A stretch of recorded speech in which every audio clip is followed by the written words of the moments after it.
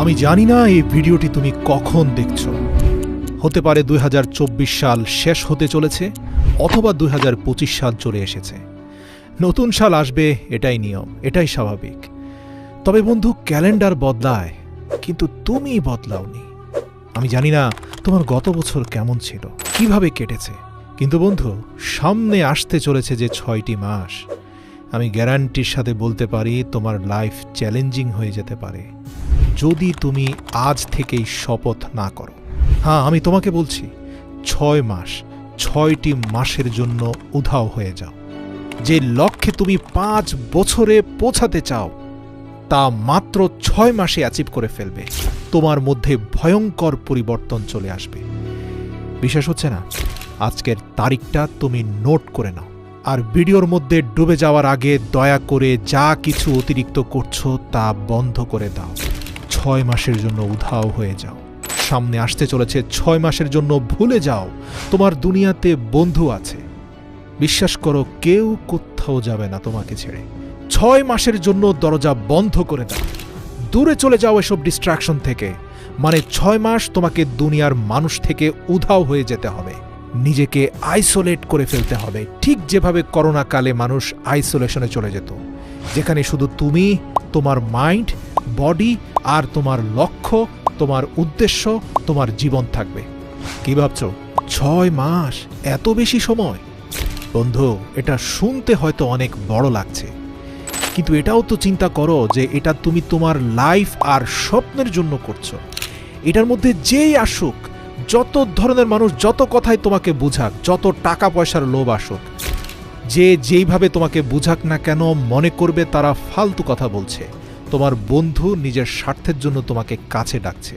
বিশ্বাস করো, তোমার যাওয়া না যাওয়া নিয়ে কিচ্ছু যায় আসে না।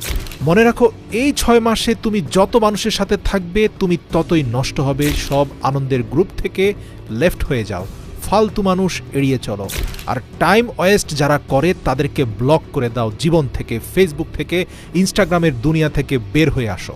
তোমার কাজ আছে জরুরি, এটা বলে শেষ করো চ্যাটিং। মেসেজ টাইপ করে নিজের সময় নষ্ট করো না। 6 মাস সেলফিশ হয়ে যাও, নিজের কথা চিন্তা করে, নিজের লাইফ, নিজের স্বপ্ন, নিজের লক্ষ্য, নিজের ফ্যামিলির কথা চিন্তা করো। Number 2, speech less, do more. মনে রেখো, খালি পেট আর পয়সা সবসময় আওয়াজ করে বেশি। তোমার অ্যাটিটিউড আর তোমার মোটিভেশনাল স্ট্যাটাসে কিছুই হবে না বন্ধু। কেউ কিছু বলে দিয়েছে আর তার বদলা নেওয়ার জন্য ফেসবুকে তুমি স্ট্যাটাস দিয়েছ, success is the best revenge. Status দিচ্ছ আর দিনভর বিছানায় পড়ে আছো। অন্যকে জানানোর জন্য, অন্যকে দেখানোর জন্য স্ট্যাটাস দেওয়া বন্ধ করো। ফেসবুক, ইনস্টাগ্রামের ফাঁদ থেকে বাইরে আসো। মানুষের সাথে তর্কাতর্কি করা বন্ধ করো। সবাইকে নিজের কথা বলো না।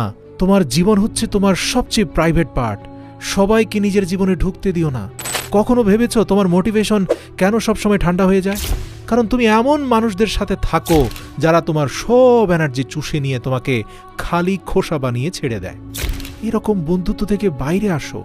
মানুষকে নিয়ে সমালোচনা করা, অন্যকে নিয়ে চিন্তা করা ছেড়ে দাও। যদি তুমি না থাকো, দুনিয়া থেমে যাবে না। তোমার থেকে শ্রেষ্ঠ মানুষটা দুনিয়া থেকে চলে গেছে বলে দুনিয়ার কিচ্ছু যায় আসেনি। তোমার না থাকা নিয়েও কিচ্ছু যায় আসে না।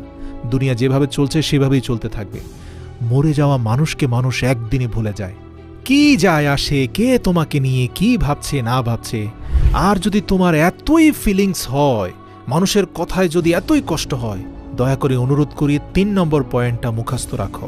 মানে নিজের ফিলিংসগুলোকে জ্বালিয়ে দাও এই 6 মাসের জন্য। এই যে খিটখিটে মেজাজ হয়ে যাচ্ছে, ডিমোটিভেটেড হয়ে যাচ্ছ, মারাত্মক টেনশন হচ্ছে, তাহলে দয়া করে একটা কাগজ নাও আর লেখো কেন তোমার আত্মবিশ্বাস হারিয়ে যাচ্ছে, কেন এত টেনশন তোমার।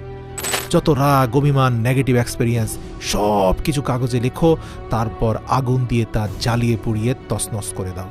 দেখবে তোমার ভেতরের ফিলিংসগুলো জ্বলে পড়ে ছাই হয়ে গেছে, একদম খালি হয়ে যাও।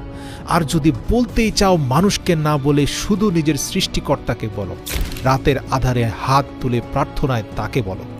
মনে রেখো, মানুষকে নিজের কষ্টের কথা বলে নিজের দুর্বলতা প্রকাশ করে দিও না, বরং সৃষ্টিকর্তাকে বলে আধ্যাত্মিক শক্তি অর্জন করো। মনে রেখো, তোমার চোখের পানি মোছার জন্য কেউ আসবে না, সবাই বেইমানি করে চলে যাবে। Number 4 point, think you like a product. দেখো, 21 দিন তুমি যা খাবে, তুমি যেভাবে দেখবে, তুমি যা করবে, তুমি যা শিখবে, আমি গ্যারান্টির সাথে বলতে পারি তুমি ঠিক ওই রকম হয়ে যাবে। মানে এটা তোমার অভ্যেস হয়ে যাবে। দেখো, লোহা 21 দিন চুম্বকের সাথে থাকলে চুম্বকের মতো হয়ে যায়, কিন্তু আবার কিছুদিন দূরে থাকলে সে আবার লোহা হয়ে যায়, মানে যেমনটা ছিল তেমন হয়ে যায়। মনে রাখবে, তুমি হচ্ছ তোমার হ্যাবিটের গোলাম, তোমার অভ্যেসের দাস। তোমার হ্যাবিট নিশ্চিত করবে তোমার সাকসেস। নিজেকে একটা প্রোডাক্টের মতো ভাবো। এটা চিন্তা করো যে যদি কোনো গাড়িতে খারাপ তেল যায় তাহলে সে গাড়ি কতদিন চলতে পারে। তুমি তোমার ব্রেনকে যত ভালো জিনিস দেবে তত ভালো ডিসিশন নিতে পারবে তোমার ব্রেন। তোমার হাতে থাকা মোবাইলটাও তো আপডেট নেয় বন্ধু, তাহলে তুমি কেন নিজেকে আপডেট করছো না? কেন নিজের মাইন্ডকে খারাপ অশ্লীল ভিডিওতে ডুবিয়ে রেখেছ? কেন ইনস্টাগ্রাম, নেটফ্লিক্স আর নাটক সিনেমার জগতে তুমি ডুব দিয়েছ? এসব বন্ধ করো আর নিজের মাইন্ডকে 100 ভাগ ফ্রেশ করে ফেলো।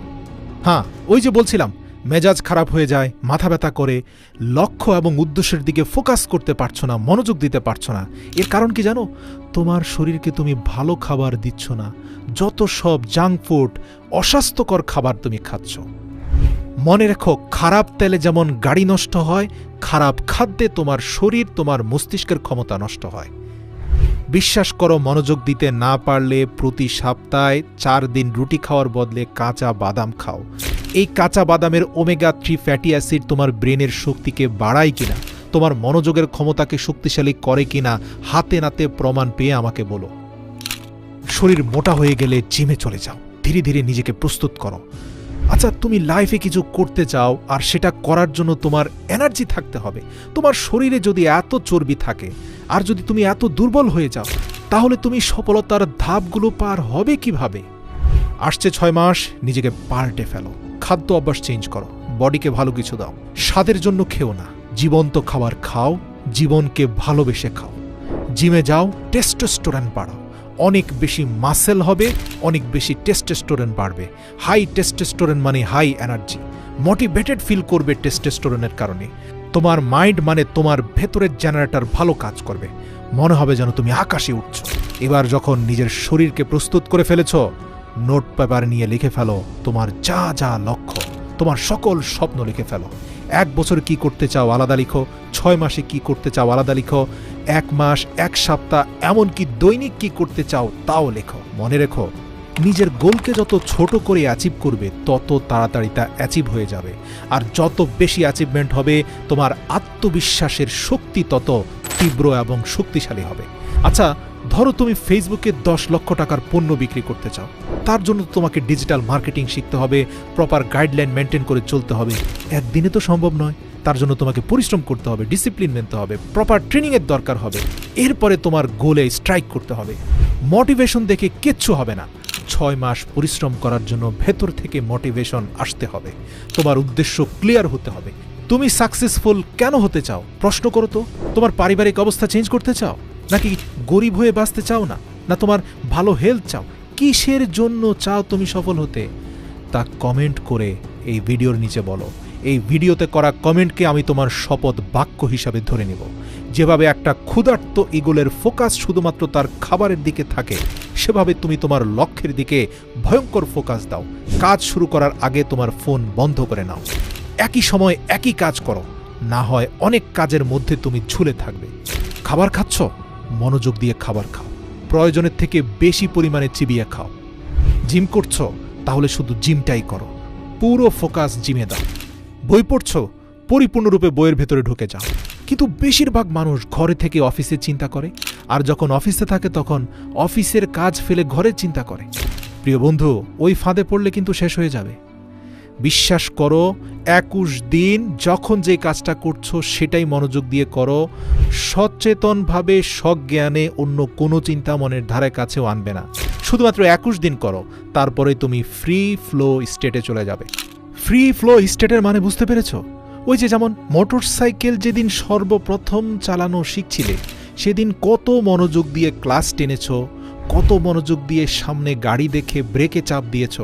আচ্ছা বলো তো, 6 মাস পরে কোনো গাড়ির সামনে চলে আসলে ওই চিন্তা ভাবনা করেই কি তোমাকে ব্রেকে চাপ দিতে হয়, ক্লাস টানতে হয়? নাকি তোমার অবচেতন মন অটোমেটিক তোমার পাকে ব্রেকের কাছে নিয়ে যায় আর হাতকে ক্লাস টানতে বলে? যদি সত্যি সেটা অবচেতন মনই বলে থাকে, তাহলে আমি বলবো এই অবচেতন মনটাকেই তুমি অ্যাক্টিভেট করে ফেলো। এটাই তোমাকে ডিসিপ্লিনের মধ্যে নিয়ে যাবে। মানে তোমার সাবকনশাস মাইন্ডকে শক্তিশালী করতে হবে। মানুষের কথায় যদি কান দাও তাহলে এসব করতে পারবে না। এই 6 মাসের জন্য মানুষ তোমাকে বলবে, আরে তোর কি হয়েছে, তুই তো দেখছি পাগল হয়ে গেছিস, বদলে গেছিস, এরকম হাজার কথা তোমাকে বলবে। তোমাকে কিন্তু তোমার নিজের কথাটাই শুনতে হবে। মনে রাখবে, তুমি এই 6 মাস কোথায় পালিয়েছ, কি হয়েছে তোমার, এর জবাব মুখ দিয়ে নয়, তোমার পরিবর্তন দিয়ে দিতে হবে। সত্যি বলছি, এই ভিডিওতে বলা প্রত্যেকটি ধাপ যদি যথাযথভাবে অনুসরণ করে তোমার সর্বোচ্চ শক্তি দিয়ে চেষ্টা করো, তাহলে 6 মাসে তোমার জীবন কমপ্লিটলি ট্রান্সফর্ম হতে পারে। আর মনে রাখবে, এটা অর্জন করার জন্য তোমার মাইন্ড কিন্তু পজিটিভ হতে হবে। তুমি যদি আত্মবিশ্বাসহীন হও, নেগেটিভ হও, তাহলে বন্ধু লক্ষ্যে পৌঁছাতে পারবে না। প্রতিটা স্তর স্টেপ বাই স্টেপ বলার পরেও যদি তুমি না পারো, তাহলে আর কিছুই করার থাকবে না। কমেন্টে লিখো তোমার শপথ বাক্য, কেন তুমি নিখোঁজ হচ্ছ 6 মাসের জন্য। সযত্নে থেকে যাবে এই কমেন্ট। 6 মাস পরে এসে দেখে যেও তুমি কি শপথ বাক্য উচ্চারণ করেছিলে এখানে।